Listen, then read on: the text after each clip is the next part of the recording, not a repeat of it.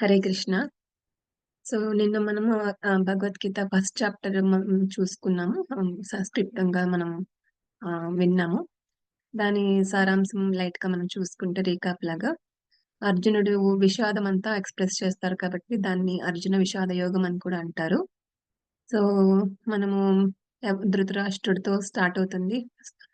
ఆయన క్వశ్చన్ అన్నమాట సంజయుడికి ఏం జరుగుతుంది అక్కడ యుద్ధ భూమిలో అని క్వశ్చన్. సో సంజయుడికి దివ్య దృష్టి ద్వారా అక్కడ జరిగిందంతా యాజ్ ఇట్ ఈస్ క్లియర్ గా చెప్తారనమాట.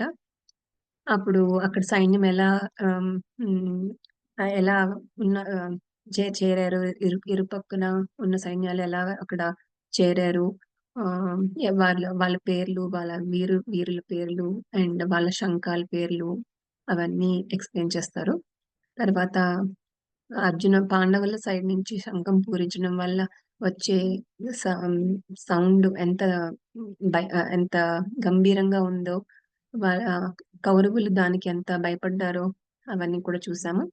తర్వాత అర్జునుడు కృష్ణుణ్ణి రథసారథి అయిన కృష్ణుణ్ణి ఇరు సైన్యాల మధ్యలోకి తీసుకెళ్ళమన్నప్పుడు అక్కడ అందరు పితామహులు, వాళ్ళ చుట్టూ బంధువులు అందరినీ చూసి అర్జునుడు నేను యుద్ధం చేయలేను అనే స్టేజ్ కి వచ్చేస్తారు. వాళ్ళ మీద అత్యంత కరుణ అది ఉండడం వల్ల. సో ఆ ఫీలింగ్స్, అర్జునుడు చెప్పిన కారణాలు అవన్నీ చూసాం నిన్న. ఈ రోజు ఏం జరుగుతుందో సెకండ్ చాప్టర్ నుంచి చూద్దాం. సో మనము మంగళాచరణ ప్రేయర్స్ కూడా చేద్దామండి. నేను స్క్రీన్ షేర్ చేస్తాను, మీరు మీరు కూడా చదవండి కుదిరితే. ఆ, నిమిషం.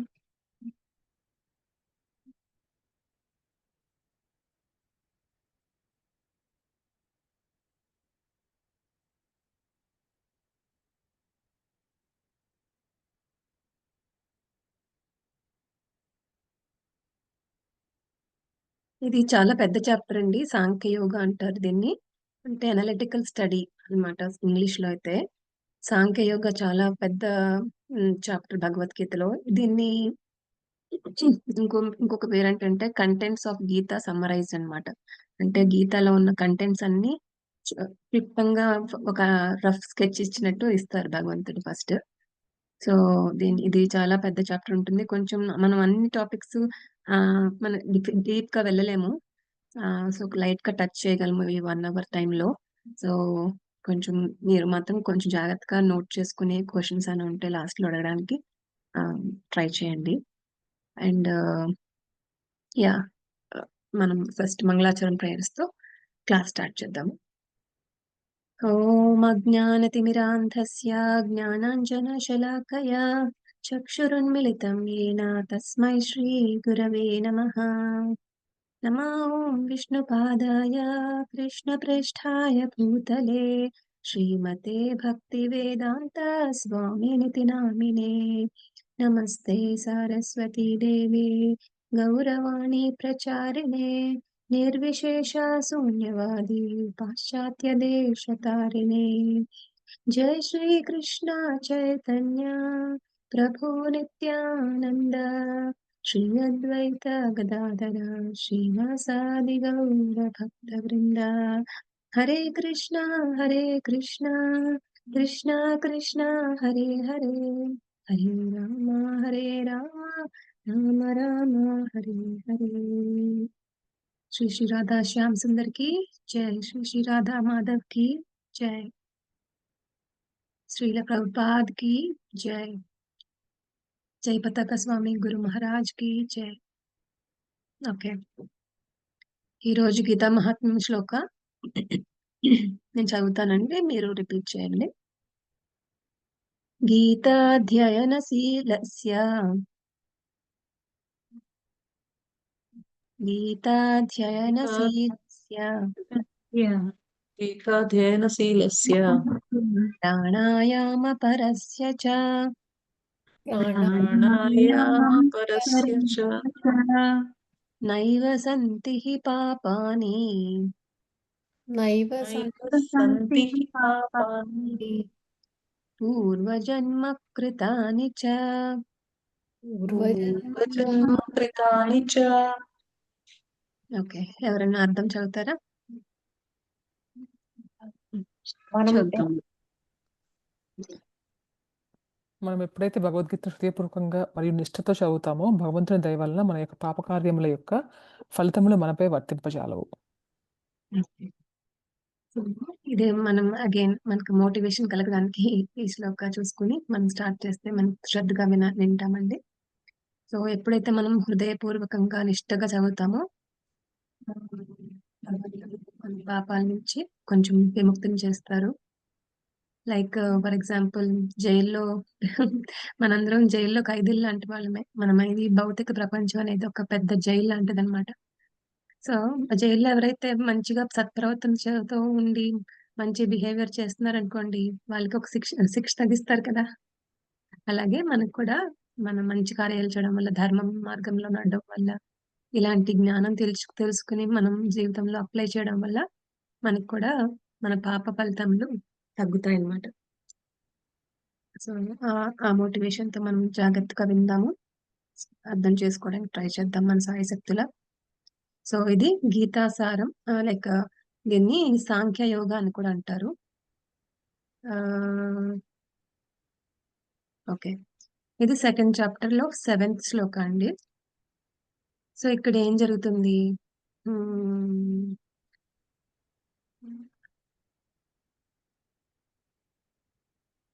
ఓకే, నేను చదువుతాను శ్లోక, మీరు రిపీట్ చేయండి.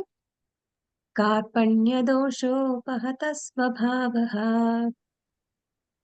కార్పణ్యదోషోపహతః స్వభావః పృచ్ఛామి త్వాం ధర్మ సమ్మూఢచేతాః పృచ్ఛామి త్వాం ధర్మ సమ్మూఢచేతాః యచ్ఛ్రేయస్యాన్నిశ్చితం బ్రూహి తన్మే. యచ్ఛ్రేయస్యాన్నిశ్చితం బ్రూహి తన్మే. యచ్ఛ్రేయస్యాన్నిశ్చితం బ్రూహి తన్మే. శిష్యస్తేహం శిష్యస్తేహం షాధి మాం త్వాం ప్రపన్నం. సాధి మాం త్వాం ప్రపన్నం. ఓకే అండి, ఎవరన్నా అర్థం చదువుతారా? నాయందలి కార్పణ్య దోష కారణమున నేనిప్పుడు స్వధర్మ విషయమున మోహము చెంది శాంతిని కోల్పోయితిని. ఇట్టి స్థితిలో ఏది నాకు మికిలి హితకరమో నిశ్చయముగా తెలుపమని నిన్ను నేను అడుగుచున్నాను. నేనిప్పుడు నీకు శిష్యుడను మరియు శరణాగతుడను. దయచేసి నాకు ఉపదేశం కావింపు. ఓకే. సో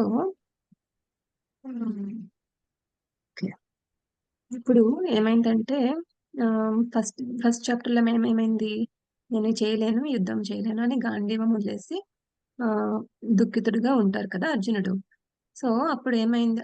సెకండ్ చాప్టర్ లో మనకి ఫస్ట్ భగవాను వాచ అని ఉంటుంది. ఒక్క నిమిషం స్టాప్ చేస్తాను. భగవాను వాచలో మనకి భగవంతుడు మాట్లాడతారు ఫస్ట్, దాని తర్వాత ఈ శ్లోక వస్తుంది. మీకు కనెక్షన్ చూపించుదామని నేను ట్రై చేస్తున్నాను అండి, ఒక్క నిమిషం.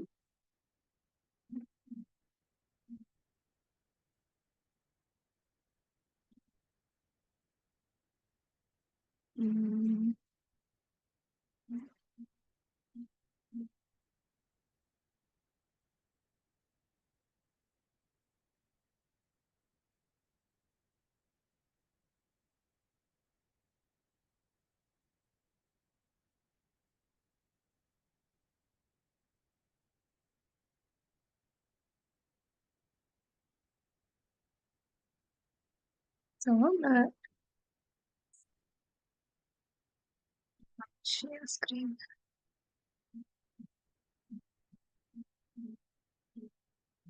సో సెకండ్ చాప్టర్ లో సెకండ్ శ్లోక మీకు కనిపిస్తుందండి నా స్క్రీన్? సెకండ్ శ్లోక కనిపిస్తుందండి? కనిపిస్తుంది. Okay okay. సో ఫస్ట్ మనం సెకండ్ శ్లోక చూసాక మనం స్లైడ్ లో ఉన్నది చూద్దాము. సో శ్రీ భగవాను వాచ, ఇది first Shloka of the lord Krishna అన్నమాట. సో మనం ఇప్పటివరకు చూసి ఉవాచ అంటే సెడ్ అన్నమాట, చెప్పారు అని. ఇప్పటివరకు చూసింది ఏంటో చోట ధృతరాష్ట్ర వాచ, సంజయ వాచ, అర్జున వాచ చూసాం. ఇక్కడ ఫస్ట్ టైం శ్రీ భగవాన్ కృష్ణ వాచ అని చెప్పలేదు ఎందుకు? బికాస్ కృష్ణుడే భగవంతుడు, దాంట్లో డౌటే లేదు అని ఒక క్లారిటీ కోసం అన్నమాట. మనం కొన్ని చోట్ల లైక్ ఇప్పుడు విష్ణు సహస్రనామం చూసాం అనుకోండి, దాంట్లో చూడండి పార్వతి ఉవాచ, ఈశ్వర ఉవాచ అలా ఉంటాయి, వాళ్ళ పేర్లతో చెప్తారు. కానీ ఇక్కడ డైరెక్ట్ గా భగవంతుడే కృష్ణుడు అని కన్ఫర్మ్ స్టేట్మెంట్ కాబట్టి శ్రీ భగవాను వాచ, ఒక్కరే భగవంతుడు కాబట్టి సో అలా చెప్తారన్నమాట. అండ్ మనం భగవాన్ అని ఎవరిని పడితే వాళ్ళని అనలేము. ఎవరైతే భగ మీన్స్ ఆపులెన్స్ అన్నమాట, అంటే ఐశ్వర్యాలు. ఎవరికైతే వాన్ అంటే ఎవరికైతే ఐశ్వర్యాలు ఉన్నావో వాళ్ళని భగవాన్ అంటారు. సో మనకి 6 రకాల ఐశ్వర్యాలు ఎవరికైతే ఉంటాయో వాళ్ళని మాత్రమే మనం భగవాన్ అనగలం. ఎవరిని పడితే వాళ్ళు భగవాన్ అని చెప్పకూడదు. దట్స్ నాట్ మీనింగ్ఫుల్ అన్నమాట. సో ఆ 6 రకాల అపిలెన్సెస్ ఏంటి అంటే, భగవంతుడు అంటే అత్యంత సుందరంగా ఉండాలి. Is most beautiful. Krishna is such a most beautiful person. ఇప్పుడు కృష్ణుడికి ఇంకా బోల్డ్ పేర్లు కదా. అలా ఒక పేరేంటి, మదన మోహనుడు. మదన అంటే మన్మధుడు కదా. లైక్ వాళ్ళు చాలా అందంగా ఉంటారు కదా, వాళ్ళు కూడా మోహించగలిగే అంత అందం ఉంటుంది కృష్ణుడికి. సో ఆయన అందరికన్నా అత్యంత సుందరమైన వాడు. And second opulence rich. He should be very rich. మనం ఇక్కడ చూస్తాం మిలియనియర్స్ అలా అందరికి అందరి కన్నా రిచెస్ట్ పర్సన్. బికాస్ లక్ష్మీదేవి ఆయన సేవ చేసుకుంటున్నారు. లక్ష్మీదేవి ఇస్తేనే కదా మనకి డబ్బులు వచ్చేవి. సో అలాంటిది లక్ష్మీదేవి సహస్ర లక్ష్మీదేవులు ఎప్పుడు పూజిస్తూ ఉంటారు, సేవిస్తూ ఉంటారు పాదసేవనం. అలాంటిది ఆయన దగ్గర లేని సంపద ఏముంటుంది. సో ఆయన అందరికన్నా రిచెస్ట్ అన్నమాట. నెక్స్ట్ విజ్డమ్, ఈ జ్ఞానం అన్నమాట. ఇప్పుడు ఈ ఇది అంతా భగవద్గీత ఎన్ని శ్లోకాలండి? 700 శ్లోకాలు. ఎన్ని గంటల్లో మనం లైక్ వరుసగా కూర్చుని చదివితే మినిమం 3-4 గంటలు పడుతుంది. అలాంటిది ఆయన మొత్తం ఇన్ని రకాలుగా ఆలోచించి ఇది ఎండింగ్ వచ్చేప్పటికి తెలుస్తుంది ఎంత డీప్ ఫిలాసఫీ చెప్పారు భగవద్గీతలో అనేది, ఎన్ని రకాల మనుషులకి అప్లై అయ్యేటట్టుగా చెప్పారు. అంతటి జ్ఞానాన్ని 45 minutes లో ఇచ్చారు. అది కూడా ఎక్కడ, ఇంట్లో కూర్చుని ప్రశాంతంగా ఉన్న వాతావరణంలో కాదు, యుద్ధ భూమిలో. సో అదొక చిన్న ఎగ్జాంపుల్ అన్నమాట. అలాంటిది మనకి. అండ్ కృష్ణుడైతే విద్య నేర్చుకునే టైంలో 64 కళలు 64 రోజుల్లో నేర్చేసుకున్నారు.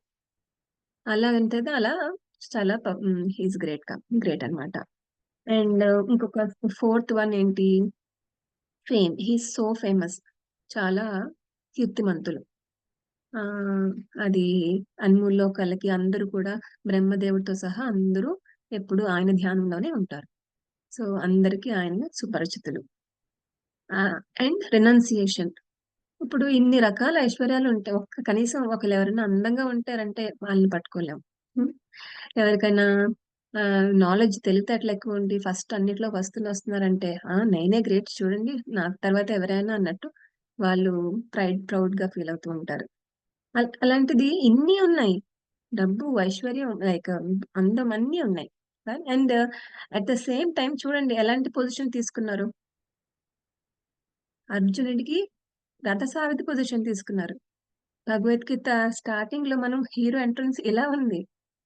భగవంతుడే హీరో కదా, కానీ ఆయన ఎంట్రన్స్, ఆయన పొజిషన్ చూడండి, డ్రైవర్ పొజిషన్ లో ఉన్నారు. So he doesn't care, he can, ఆయన రినౌన్స్ అన్నిటిని రినౌన్స్ అంటే లైక్ పరిత్యాగించగలరు, లైక్ వదిలేయగలరు అనమాట. అంత ఈజీగా మనం వదలలేము. మన నుండి ఉంచుకుని ఇన్ని డబ్బులు ఉంచుకుని రోడ్డు మీద కూర్చోమంటే కూర్చోగలమా? కూర్చోలేము. మనకు నామోషి, ఈగో అలాంటివన్నీ ఉంటాయి. సో అలాంటివి ఏమీ లేవన్నమాట. ఇన్ని రకాల ఐశ్వర్యం ఉన్న వాళ్ళనే భగవాన్ అని పిలుస్తారు. సో ఆ చిన్న టాపిక్ చెప్దామని ఇక్కడ పాజ్ చేశాను. అండ్ ఇక్కడ ఏం చెప్తారు, భగవాన్ ఏమంటారంటే చూడండి, కుతస్త్వా కష్మలమితం విషమే సముపస్థితం అనార్యజుష్టమస్వర్గ్యం అకీర్తికరం అర్జున. మై డియర్ అర్జున, ఇలాంటి ఇంప్యూరిటీస్, ఇలాంటి థాట్స్ నీకెందుకు వచ్చినాయి? నీకు ఇలాంటి ఉమ్, నువ్వు ఆర్యుడివి, నీకు ఇలాంటి థాట్స్ రావడం మంచిది కాదు ఈ టైంలో. అసలు అర్జునుడు చూడండి ఏం చేశారు, యుద్ధం వరకు వచ్చారు చేద్దామని, అంతా రెడీ అయ్యింది, లాస్ట్ నేను చేయనని. ఎలాగైతే మన ఒక చిన్న పిల్లవాడు స్కూల్కి వెళ్ళడానికి రెడీ అయ్యి లంచ్ బాక్స్ షూస్ అన్ని వేసుకుని స్కూల్కి వెళ్ళను అన్ని మారం చేస్తున్నట్టుగా అనిపిస్తున్నాడు అర్జునుడు ఇక్కడ. అలాంటిదే ఆ టైంలో అంతా రెడీ అయ్యి జస్ట్ అబౌట్ టు ఫైట్ అన్నట్టుగా శంఖాల కూడా పూరించేశాక ఈ అర్జునుడు ఇలా అన్నప్పుడు భగవంతుడు చూడండి ఎంత సాఫ్ట్ స్వీట్ వర్డ్స్ మాట్లాడుతున్నారో. ఎలా మై డియర్ అర్జున, నీకు ఇలా ఎలా అనిపిస్తుంది, ఇలా ఉండకూడదు అని మంచిగా చెప్పడం స్టార్ట్ చేస్తారనమాట. సో మనం కూడా ఎవరైనా ఏమైనా చెప్పాలంటే మనం వాళ్ళని క్రిటిసైజ్ చేసే విధంగా, వాళ్ళకి లైక్ హర్ట్ అయ్యే విధంగా మనం చెప్పకూడదు. వాళ్ళ మార్పు వచ్చేలా చెప్పాలి. అలా చెప్తేనే కదా మనకి ఉపయోగం, వాళ్ళకి ఉపయోగం. అది చెప్పగలగాలి మనం. ఎలా చెప్పాలి అనేది ఈ భగవద్గీత నుంచి నేర్చుకోవచ్చు. ఆ శాంతం, ఆ తెలివి, ఎలా చెప్తే వీడు వింటారు మాట అనే చెప్పని అలాంటి విషయాలన్నీ మనం తెలుసుకోవచ్చు ఈ భగవద్గీత తెలుసుకోవడం వల్ల. దెన్ అప్పుడు అప్పుడు మీరు ఇలా చేయకూడదు, ఇలాంటి థాట్స్ రాకూడదు నీకు అర్జున, నువ్వు నీ పని నువ్వు చేసుకో అని చెప్తారు. లైక్ నీ డ్యూటీ నువ్వు చేయి అని చెప్తారు అనమాట. అప్పుడు ఏం చెప్తారు అర్జునుడు, నేను భీష్ముడు ఇలా చూడండి, నేను వీళ్ళందరినీ ఎలా చంపగలను. కొంచెం అప్పటికి ఇంకా తెలియదు కదా అర్జునుడికి, ఇంకా ఏమీ ఫిలాసఫీ చెప్పడం స్టార్ట్ చేయలేదు కృష్ణ. సో వీళ్ళందరినీ ఎలా చంపగలను నేను, వీళ్ళందరూ నా గురువులు పితామహులు, మీరేమైనా మీ టీచర్తో ఫైట్ చేయమంటే చేస్తారా అని కూడా మాట్లాడతారు. సో వీళ్ళందరూ పూజకి అర్హులని వాళ్ళు వీళ్ళందరూ, వీళ్ళని నేను ఎలా చంపగలను అని అడుగుతారన్నమాట. అప్పుడు ఈ శ్లోకాకు వద్దాము. అప్పుడు ఇది కార్పణ్య దోషము. ఇది ఆ నేను కార్పణ్యము అంటే మైజర్లీ అన్నమాట. మైజర్ అంటే పిసినారితనం.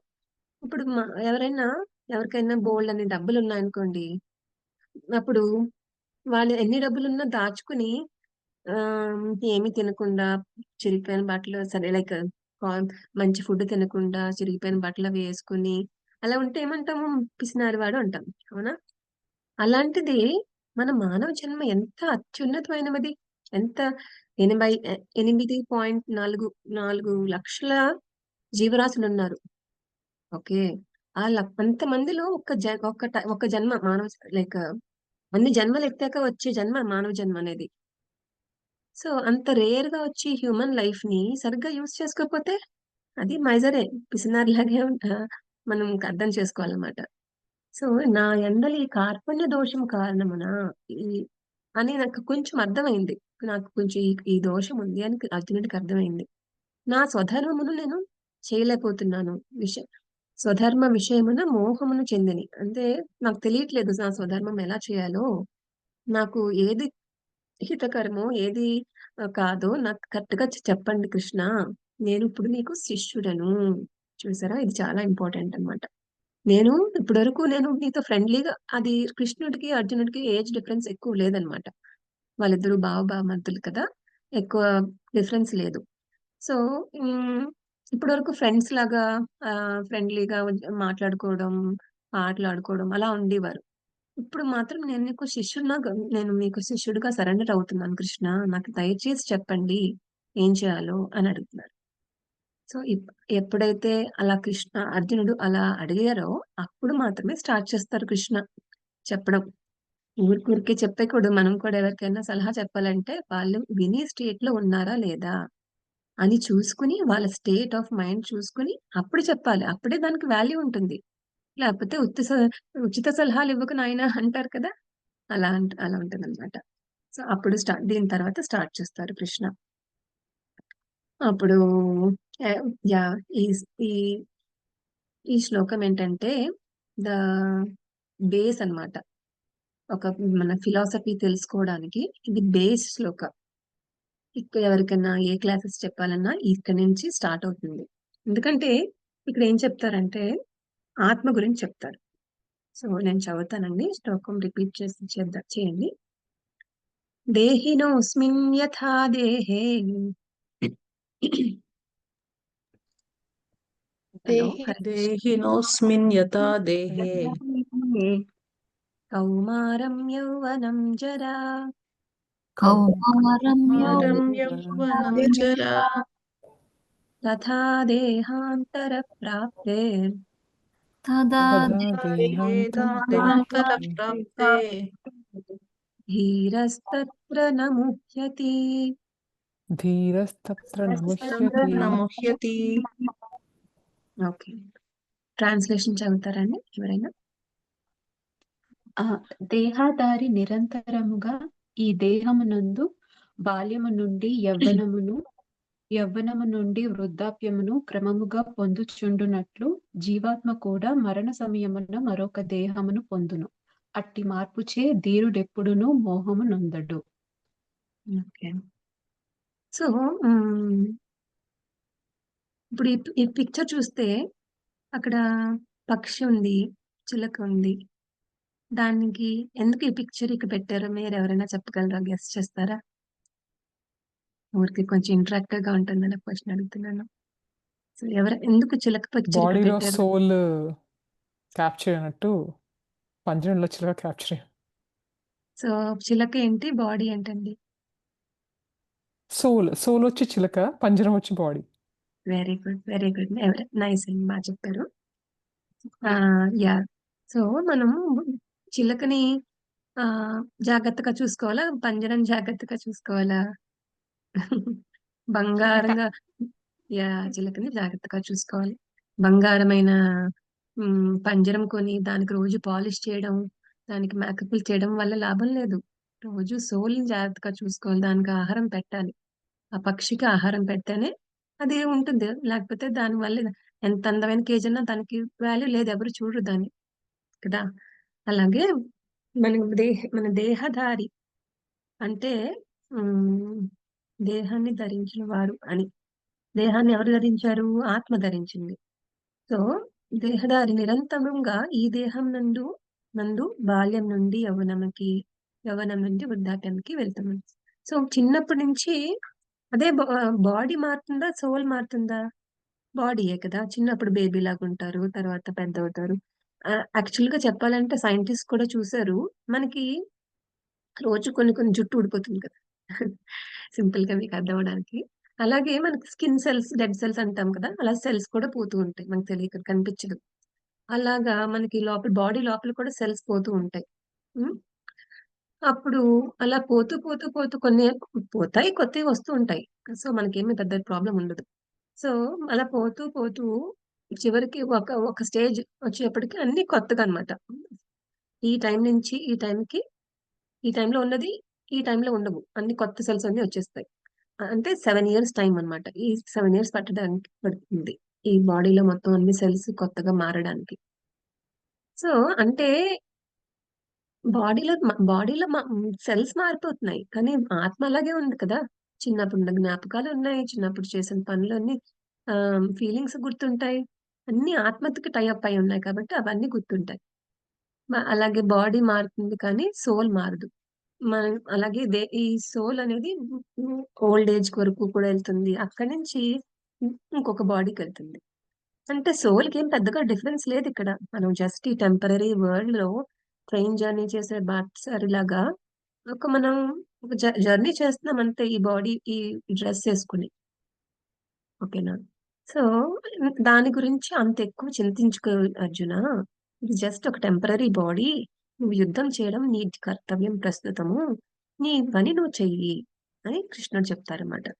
అండ్ ఇంకొక కారణం కూడా, అర్జునుడు ఎన్ని కారణాలు చెప్పారో అలా కృష్ణుడు కూడా అన్ని కారణాలు చెప్తారు, నువ్వు చేయడానికి ఏంటి కారణం అని. అప్పుడు నెక్స్ట్ ఇప్పుడు భీష్ములు వాళ్ళు వాళ్ళు పితామహులు అంటున్నావు, వాళ్ళని చంపితే పాపం వస్తుంది అంటున్నావు. మరి వాళ్ళు కూడా యుద్ధంకి వచ్చారు కదా. వాళ్ళు యుద్ధ భూమిలో ఎవరిని చనిపోయినా సరే వాళ్ళకి వీర మరణం చెందుతుంది. వాళ్ళు స్వర్గానికి వెళ్తారు కదా!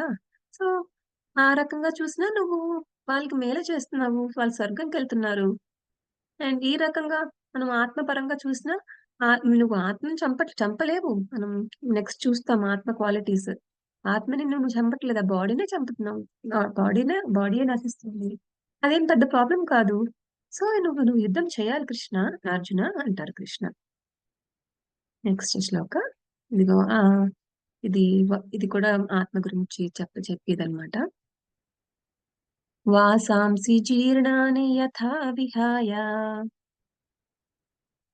వాసాంసి జీర్ణాని యథా విహాయ నవాని గృహాతి నరోపరాణి నవాని గృహాణి గృహాణతి వరాణి తథా శరీరాణి విహాయ జీర్ణాని తదా శరీరాణి విహాయ జీర్ణాన్యాని అన్యాని సంయాతి నవాని దేహి. అన్యాని సంయాతి సంయాతి నవాని దేహి. ఎవరన్నా చదవండి ట్రాన్స్లేషన్. మానవుడు జీర్ణ వస్త్రములను విడిచి నూతన వస్త్రములను ధరించినట్లు ఆత్మ జీర్ణమైన దేహములను విడిచి నూతన దేహములను గ్రహించుచున్నది. థ్యాంక్స్ అండి. సో చూడండి పిక్చర్ లో చూసినట్టు జస్ట్ ఇది మనం క్లియర్ గా మనం అర్థం చేసుకున్నాం కదా ఇప్పటివరకు. జస్ట్ మనం ఎలా అయితే మనం బట్టలు మార్చుకుంటామో అలాగే జస్ట్ సోల్ కూడా జస్ట్ బాడీ మారుతుంది. ఆ కర్మానుసారం వేరే బాడీకి వెళ్తుంది అన్నమాట. ఇది క్లియర్ గానే ఉందని అనుకుంటున్నాను. నెక్స్ట్. సో ఇది ఆత్మ యొక్క క్వాలిటీస్ అన్నమాట. ఆత్మ అనేది కనిపించదు, కళ్ళకి కనిపించదు. చూడండి చదువుతాను.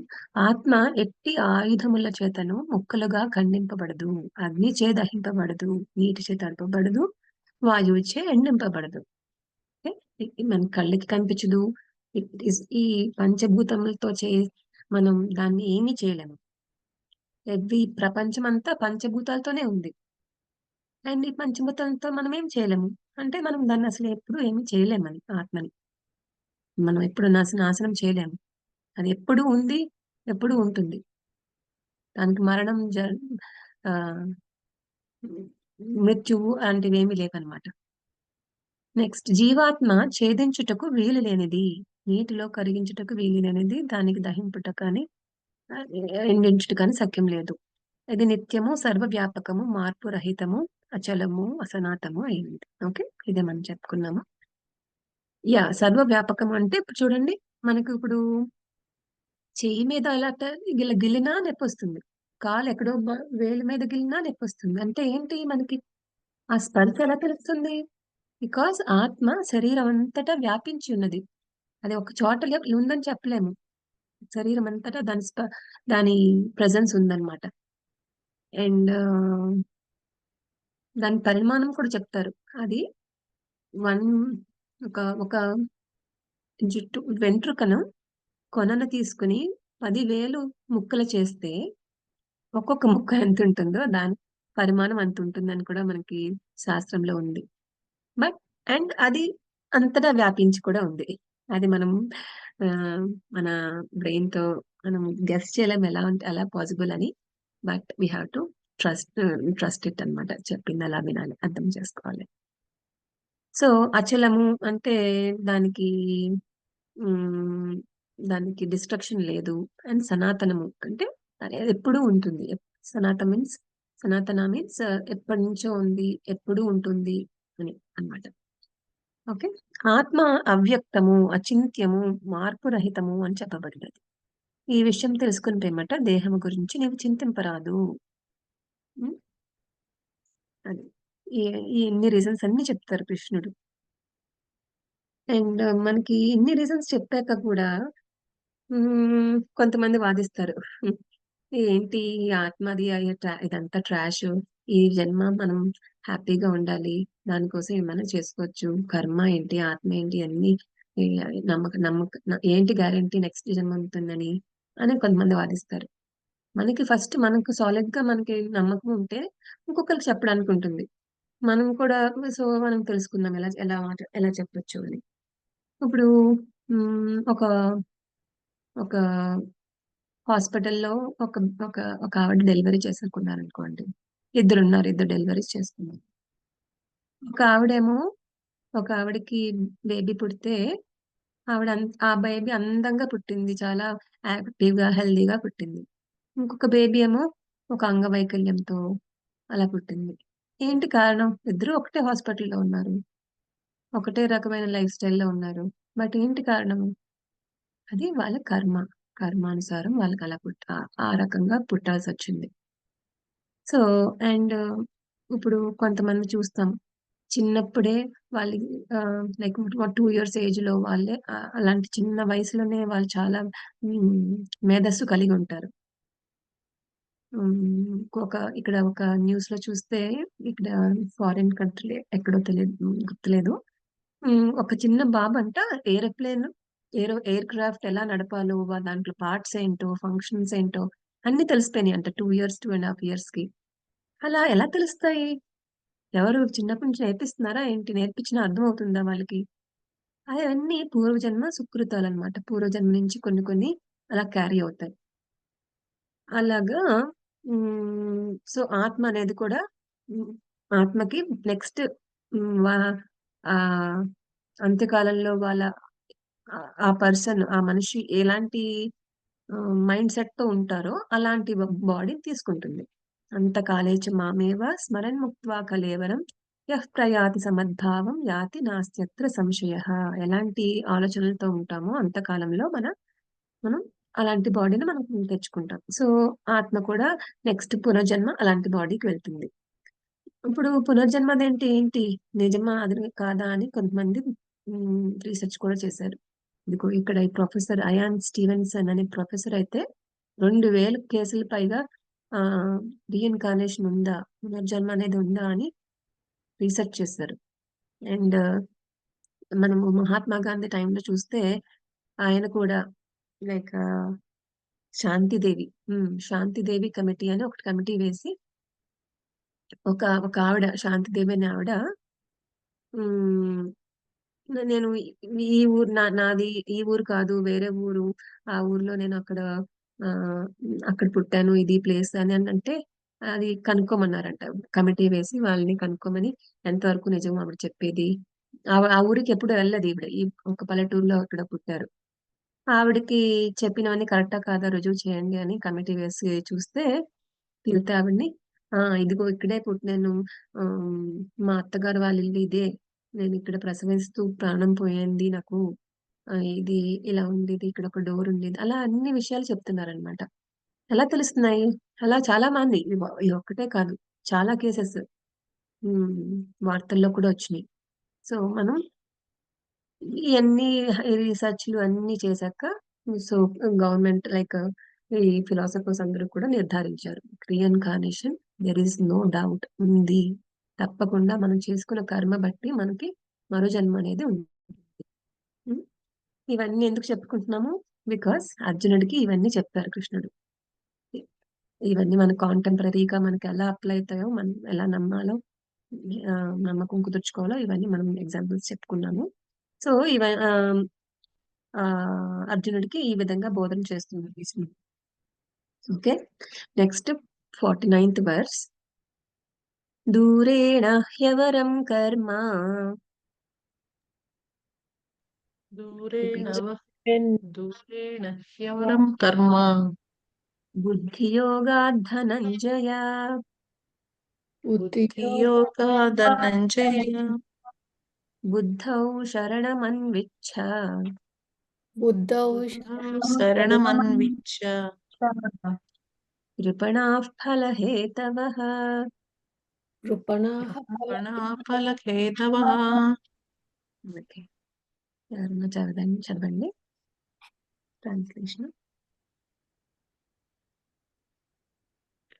ఓ ధనంజయ, భక్తియుక్త సేవచే హీన కర్మలనన్నింటినీ దూరం చేసి ఆ భావనలోనే భగవానుని శరణు వేడుము.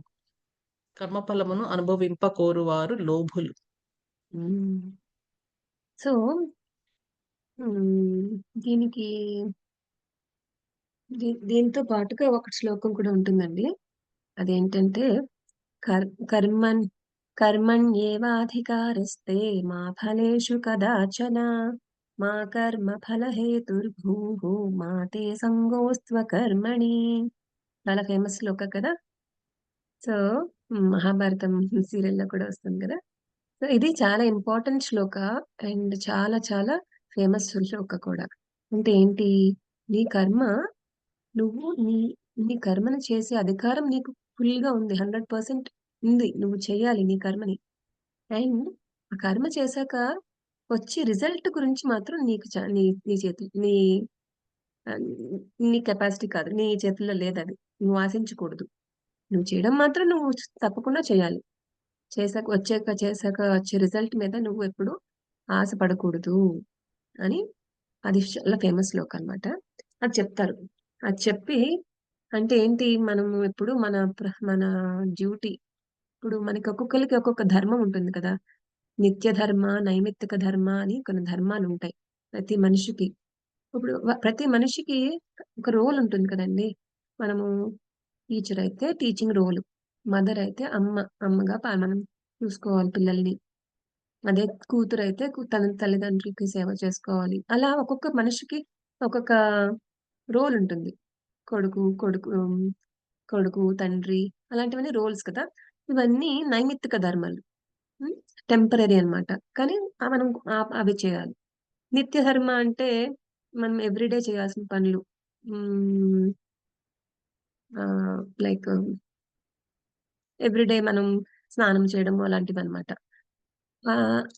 మనం దేవుణ్ణి పూజించడము, దేవుణ్ణి సేవ చేసుకోవడం అన్ని నిత్య ధర్మాలు. ఓకే. ఈ 2 ధర్మాలు మనం వదలకూడదు. మనిషి అన్నవాడు ఈ 2 ధర్మాలు తప్పకుండా పాటించాలి. ఏదో ధర్మ కేటగిరీలో పడతారు, నైమిత్తిక ధర్మ కేటగిరీ. ఆ ధర్మ ప్రకారం వాళ్ళు తప్పనిసరిగా చూసుకోవాలి. అండ్ చేసినప్పుడు వాళ్ళు దాని మీద వచ్చే రిజల్ట్ ని ఆశించకూడదు. ఫర్ ఎగ్జాంపుల్, టీచరు బాగా చెప్తున్నారనుకోండి. నేను బాగా చెప్తున్నాను, ఎంత కష్టపడి నేను నోట్స్ చేసుకొని పిల్లలకి ఎక్స్‌ప్లెయిన్ చేస్తున్నాను, అందరికీ 100% రావాలంటే కుదురుతుందా? టీచర్ డ్యూటీ టీచర్ చేయాలి అంతే. హెల్ప్ చేస్తే హెల్ప్ అడిగితే చేయాలి. అలాగే పిల్లవాడు కూడా, నేను ఇంత కష్టపడ్డాను నాకే ఫస్ట్ ర్యాంక్ రావాలి అంటే, అది నువ్వు కష్టపడితే నీకు ఎంత రావాలో అంతొస్తుంది. ఇంకా వేరే వాళ్ళు కష్టపడితే తనకి రావచ్చు. బట్ దాని మీద ఎక్స్‌పెక్టేషన్ పెట్టుకొని మనం మన చేసే పని మీద ఎఫెక్ట్ చూపిస్తుందది. మనకి ఎప్పుడైతే ఎక్స్‌పెక్టేషన్ ఉంటుందో ఫ్యూచర్ గురించి, రిజల్ట్ గురించి, అది తప్పకుండా మన ప్రెజెంట్ మీద ఎఫెక్ట్ పడుతుంది. సో, ఎప్పుడు అందుకే ప్రెజెంట్‌లో నీ డ్యూటీ నువ్వు కరెక్ట్‌గా చెయ్యి. హ్మ్. రిజల్ట్ తర్వాత పాపమొస్తుంది వీళ్ళని చంపితే, తర్వాత నేను సుఖపడలేను అయన్నీ ఆలోచించకు అర్జున. ఇది నీ ప్రెజెంట్ డ్యూటీ, చంపడం లైక్ యుద్ధం చేయడం, నువ్వు యుద్ధం చెయ్యి అని అంటారన్నమాట. అండ్ మనకి కూడా ఇలా ఈ రకంగా అప్లై అవుతుంది. మనం కూడా ఇది జాగ్రత్తగా అర్థం చేసుకుంటే మన మనకి మనకి చేసే పని మీద హ్యాపీగా లీవ్ ద మొమెంట్ అంటారు కదా. అలా మనం ప్రెజెంట్ మొమెంట్ హ్యాపీగా ఉండగలము. ప్ర మన యాంగ్జైటీ, స్ట్రెస్ అవి లేకపోతే ఫ్యూచర్ రిజల్ట్ గురించి మన 100% మన బ్రెయిన్‌ని యూజ్ చేయగలము ప్రెజెంట్ వర్క్ మీద. ఏ వర్క్ అయితే ఆ వర్క్ మీద. వంట చేసేటప్పుడు ఇది ఇలా ఉంటే బాగుంటుంది ఫైనల్‌గా అలా అనుకోవచ్చు. కానీ బట్ ఎక్కువ మనం ఆందోళన పడకూడదు. చింతించకూడదు రిజల్ట్ గురించి. హ్మ్. సో ఇక్కడేం చెప్తున్నారు? భక్తియుక్త సేవల చేత హీన కర్మలన్నిటిని దూరము చేసి నీ హ్మ్. నీ ఆ భావనలోనే శరణు వేడుము.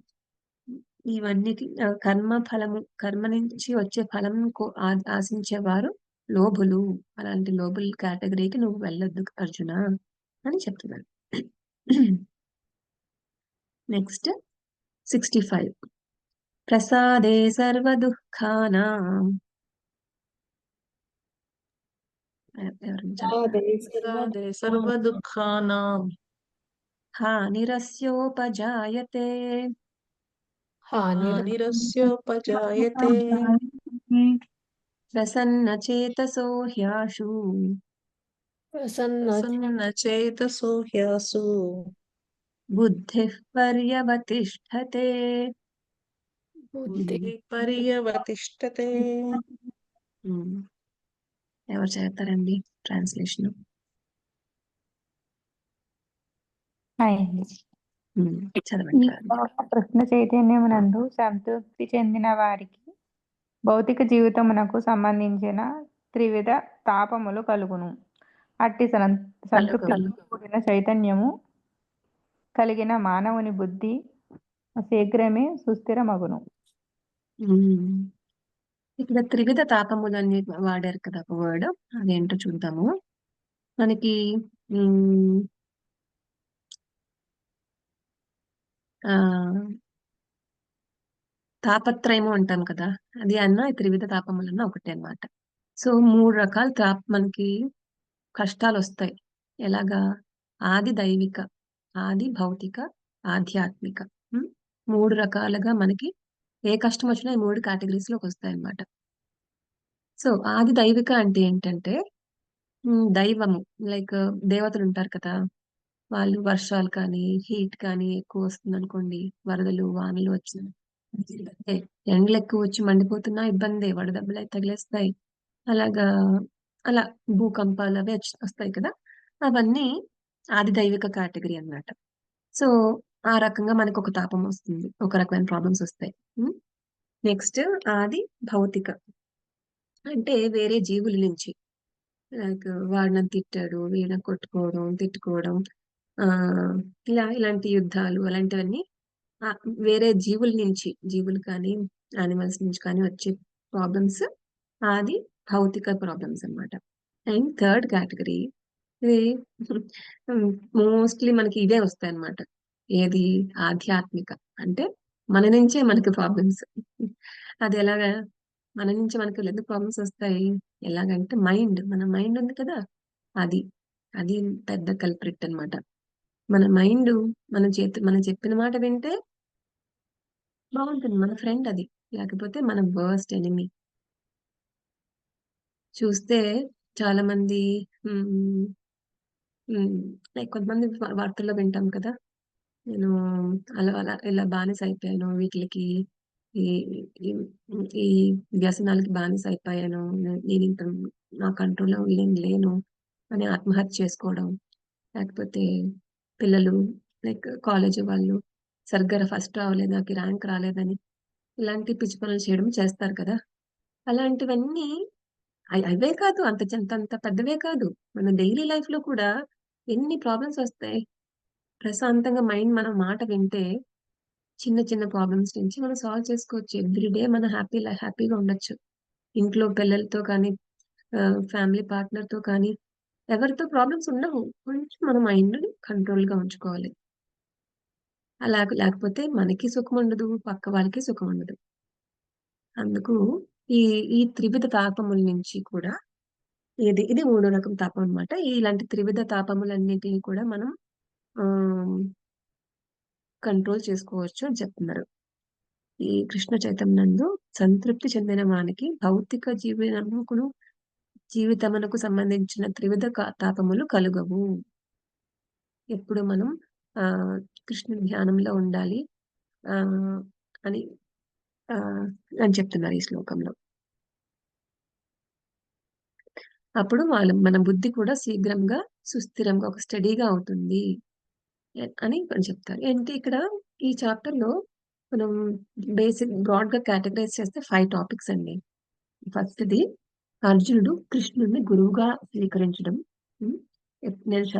మీ శిష్యస్తేహం స్వాధిమాం త్వాం ప్రపన్నం, నేను మీ శిష్యుడయ్యాను, please tell me what is good, ఏం చేయాలో కరెక్ట్ గా చెప్పండి కృష్ణ చెప్తాను. అదొకటి. Next knowledge of the body and soul, మన ఆత్మ గురించి బాడీ గురించి మనం తెలుసుకున్నాం. ఏది టెంపరీ, ఏది పర్మనెంట్. ఆత్మ is eternal and permanent, body is just for this life time.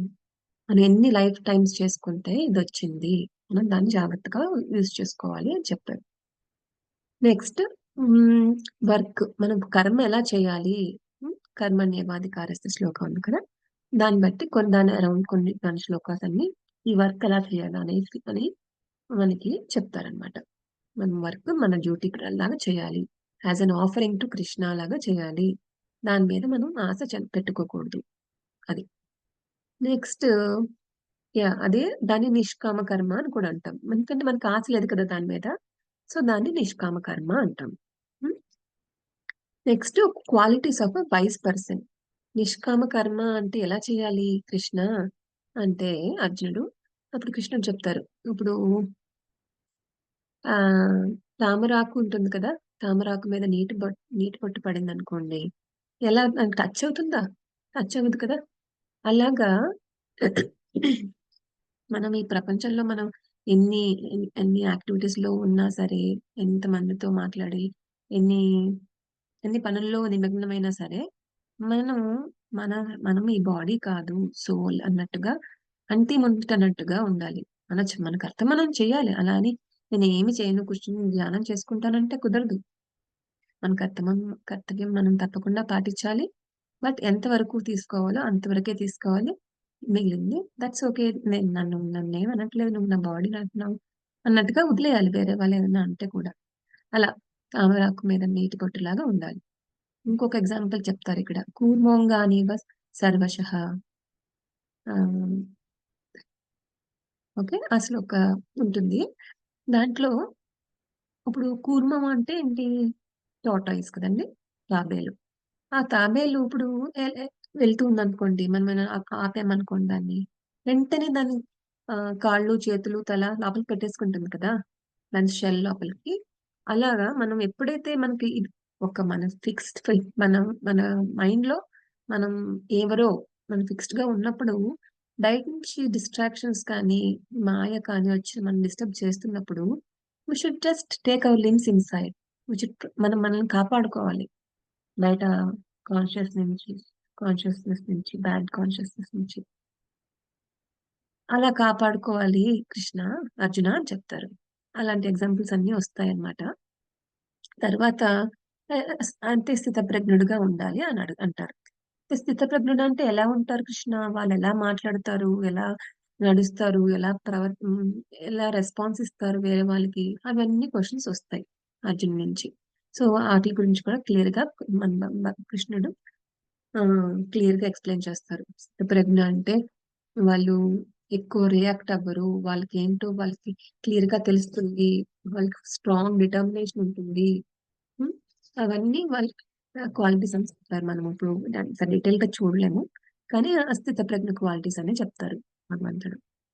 Next ఇలా మనం స్థితప్రజ్ఞుడిగా ఉండడం వల్లనే మనకి సక్సెస్ అనేది వస్తుంది. ఆబ్స్టికల్స్, లైఫ్ లో ఆబ్స్టికల్స్ ని ఎదుర్కొనే శక్తి వస్తుంది అని కూడా చెప్తారు. అండ్ ఇంకోటి ఎలా ఎలా అయితే ఇప్పుడు ఒక నిమిషం, వైస్ పర్సన్స్ క్వాలిటీస్ చెప్పినప్పుడు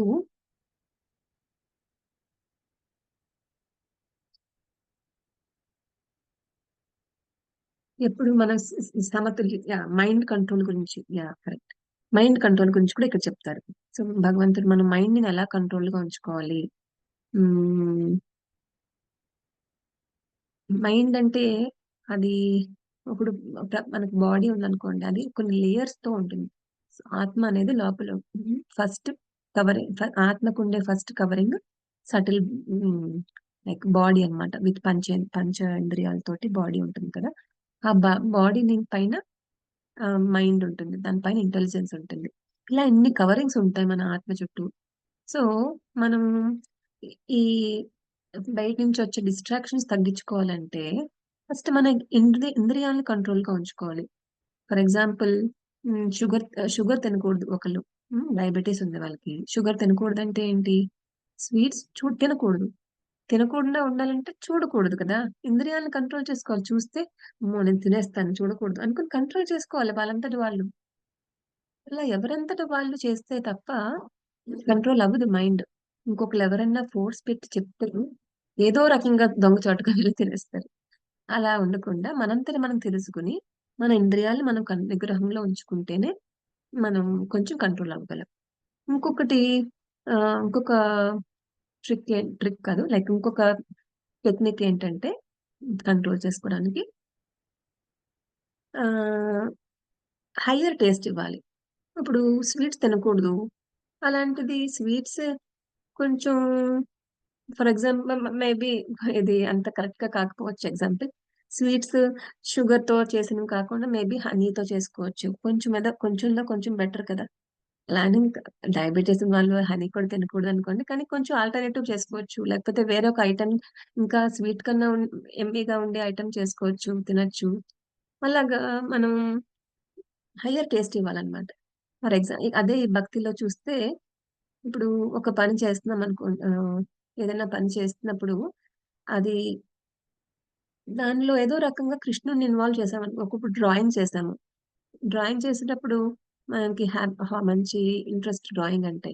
అలాంటప్పుడు కృష్ణుడిని డ్రాయింగ్ చేసామంటే అది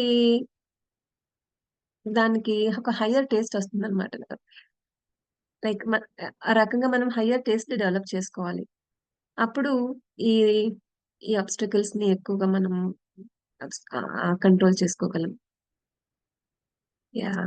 మనకి టైమ్ అవుతుంది. So, I'm trying to hurry up అండి. అండ్ సో, ఇక్కడ అంబరీష్ మహారాజ్ కూడా చూడండి. ఆయన పెద్ద కింగ్. ఒక పెద్ద రాజు. అయినా సరే ఎవ్రీ డే ఆయన గుడికి వెళ్ళడం, సేవ చేసుకోవడం అన్నీ చేస్తూ ఉంటారు. అండ్ ఈయనకి ఒకరోజు దూర్వాస ముని ఒక స్టోరీ ఉంటుంది. సో, దూర్వాస ముని ఆయన చాలా గొప్ప ముని. బట్ ఆయన కూడా ఒకరోజు క్రోధంతో ఆయన్ని శపించబోతారు. బట్ అంబరీష్ మహారాజ్ యొక్క భక్తి ప్రపద్యత చేత ఆయన కోపాన్ని లైక్ స్టాప్ చేయడానికి విష్ణుమూర్తి సుదర్శన చక్రాన్ని పంపిస్తారనమాట. సో, ఎప్పుడు భగవంతుడు కాపాడుతూ ఉంటారు. కోపాలు అన్నిటిని కంట్రోల్‌గా ఉంచేలా చేస్తారు. అయితే ఇలా ఎన్ని చేసుకున్నా సరే ఒక్కసారి మనం దేవుడికి ఆఫర్ చేశామనుకోండి, దానికి అది పవిత్రత చెందుతుంది. ఇంకా హయ్యర్ టేస్ట్ వస్తుంది. అండ్ అది దాంట్లో కర్మ అనేది ఇన్వాల్వ్ అవ్వదు. మన సెన్స్ గ్రాటిఫికేషన్ మన టేస్ట్ కోసం ఎన్ని చేసుకుంటున్నాం, ఇన్ని తినేస్తాం. అది అలా తప్పు లేదు. కొంచెం దేవుడిని కూడా ఒకసారి ఎన్ని ఇచ్చిన వాళ్ళు ఎవరు మనకి దేవుడే ఇచ్చారు. సో, మరొకసారి దేవుడికి ఆఫర్ చేసి తిందామంటే అది పాపం ఉంటుంది. మనకి నెక్స్ట్ చాప్టర్‌లో కూడా కొన్ని 6థ్ చాప్టర్‌లోనో, 9థ్ చాప్టర్‌లోనో ఉంటుంది ఒక శ్లోక. పత్రం పుష్పం అని. ఆ శ్లోకాలో మనకి క్లియర్‌గా చూద్దాము. సో, ఇప్పుడు ప్రస్తుతానికి నేను నెక్స్ట్ శ్లోకాకెళ్తున్నాను. సో, మనం ఎవ్రీడే కూడా మన నిత్య ధర్మం అని చెప్పాను కదా! Chanting the holy name of God కూడా మన నిత్య ధర్మం అండి. తప్పకుండా మనం చేయాలి. అది మనకి ఇన్నాళ్ళు చెప్పలేదని ధర్మం లేదని కాదు. మనం మర్చిపోయామని.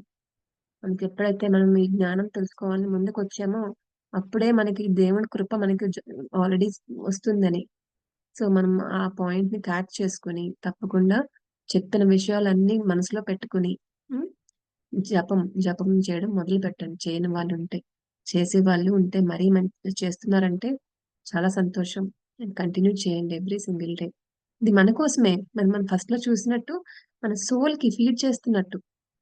మనం పంజరానికి పాలిష్ చేస్తే లాభం లేదు. సోల్‌కి రోజు ఫీడ్ చేయాలి. అప్పుడే మనకి ఎటర్నల్ బ్యాలెన్స్ పెరుగుతుంది. ఇది ఈ ఈ మధ్యలో ఒక శ్లోకాస్‌లో కూడా మనం చూస్తాము. ఆహ్, నేహ విక్రమనాశోస్తి ప్రత్యవాయో న విద్యతే స్వల్పమప్యస్య ధర్మస్య త్రాయతే మహతో భయాత్. అంటే ఒక చిన్న స్వల్పమైన ధర్మం చేస్తే మనం మహతో గొప్ప భయాన్ని నుంచి మనం కాపాడబడతాము. ఇప్పుడు మనం ఈ జన్మలో ఇంత కష్టపడి ర్యాట్ రేస్ లాగా చదువులు చదివేసుకుని పెద్ద పెద్ద ఉద్యోగాలు చేసి ఇంత సంపాదించుకున్నాక ఒకవేళ సడన్ గా ఏమన్నా అయిందనుకోండి ప్రాణం పోయాక మనకి బై ఛాన్స్ మనకి మరు జన్మలో మనకి ఎవరు ఎక్కడ పుట్టాము ఏం పుట్టాము అని తెలిసాక ఇది నాది నా ప్రీవియస్ జన్మలో నాదే ఈ ఆస్తి అంతా అంటే ఎవరైనా ఇస్తారా? ఇక లేదు. జీరో. మన balance zero. Bank balance. First నుంచి మనం సంపాదించుకోవాల్సింది ఎవరు నమ్మరు. సో, బట్ ఇక్కడ చేసే ధర్మం, ఇక్కడ భక్తి మనం చేసుకునేది అలా కాదు. It is eternal bank balance. Every single Mantra we are doing, every చిన్న పని చేసిన సేవ భగవంతునికి అది ఎటర్నల్‌గా యాడ్ అవుతూ, యాడ్ అవుతూ, యాడ్ అవుతూ ఉంటుంది. అండ్ చాలా మనకి ప్రెజెంట్ లైఫ్ కూడా బావుంటుంది. ఏదో నెక్స్ట్ లైఫ్‌లో ఎప్పుడో మంచి జరుగుతుంది కాదు. ప్రెజెంట్ లైఫ్ కూడా చాలా బావుంటుంది. ప్రశాంతత అంతా మెడిటేషన్ మెడిటేషన్ వచ్చే వల్ల వచ్చే బెనిఫిట్స్‌లో కూడా మనకి దీంట్లో వస్తాయి. బికాజ్ ఇది కూడా మెడిటేషన్ లాంటిదే. అండ్ ప్లస్ మనకి హోలీ నేమ్ చదువుతున్నాము. సో, డబుల్ బెనిఫిట్ వస్తుంది మనకిక్కడ. సో, తప్పకుండా స్టార్ట్ చేయండి చేయని వాళ్ళు. And yeah! అంతేనండి. ఇప్పటివరకు జరిగిన క్లాస్‌లో ఈ ఫస్ట్ చాప్టర్ కానీ, సెకండ్ చాప్టర్‌లో కానీ క్వెషన్స్ ఏమన్నా ఉంటే అడగవచ్చు. ఈరోజు ఫిలాసఫీ ఎక్కువ ఉంటుంది. కొంచెం నా నా నా శక్తి ప్రకారం నేను సరళీకృతంగా చేసి చెప్పాను. సో, స్టిల్ ఏమైనా క్వెషన్స్ ఉంటే తప్పకుండా అడగండి. క్విక్ క్వెషన్ అండి. యాక్చువల్‌గా ఆధ్యాత్మికకి యాక్చువల్ మీనింగ్ ఇంతవరకు నాకు తెలీదు అది. ఆహ్, ఓకే. అంటే యూజువల్‌గా మనకి ఆధ్యాత్మిక జీవితం అంటారు కదా! అవునండి. ఆధ్యాత్మిక అంటే కాదండి. ఆధ్యాత్మిక ఆహ్, తాపం అన్నారు. తాపము. యాహ్! లైక్ ఆదిదైవిక, ఆధ్యాత్మిక, అది భౌతిక తాపాలు. ఆధ్యాత్మిక తాపము, అవును. ఆధ్యాత్మిక జ్ఞానము అని అంటారు. మనం మాట్లాడుకుంది ఆధ్యాత్మిక తాపం గురించి. అదే అర్థమైంది నాకు. సో, అదే యాహ్!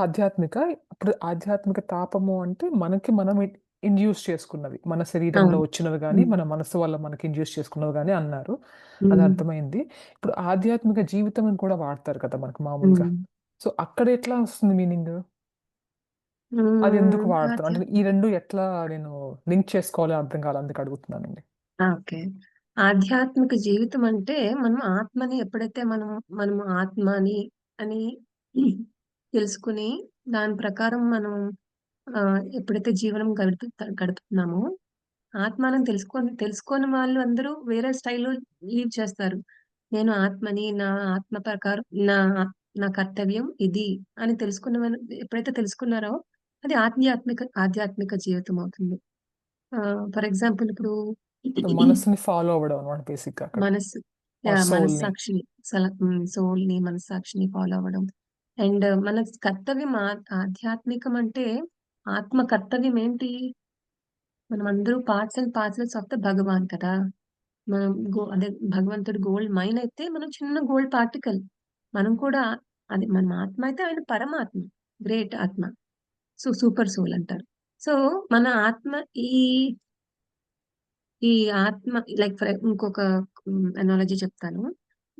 కృష్ణుడు బాడీ అనుకోండి. ఫుల్ బాడీ కృష్ణుడైతే మనం ఒక ఫింగర్. ఫింగర్‌కి ఎప్పుడు వాల్యూ ఉంటుంది? ఎప్పుడైతే బాడీకి అటాచ్ అయ్యిందో అప్పుడే దానికి వాల్యూ. సెపరేట్‌గా కట్ అయిపోయి పడిపోతే దానికి ఇంకేం లేదు. దానికేమి మనం నెయిల్ పాలిష్ అవి ఏం లాభం లేదు కదా! యాహ్! ఎప్పుడైతే దానికి విలువ ఉండాలంటే దానికి అటాచ్ అయ్యి ఉండాలి.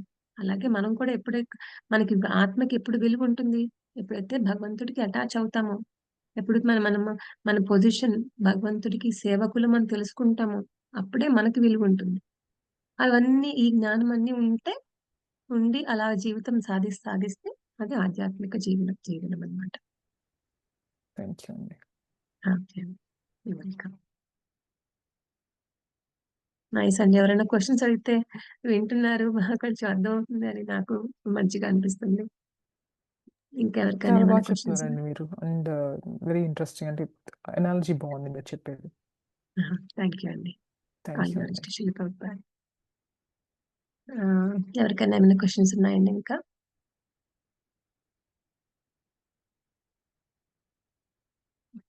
ఓకే.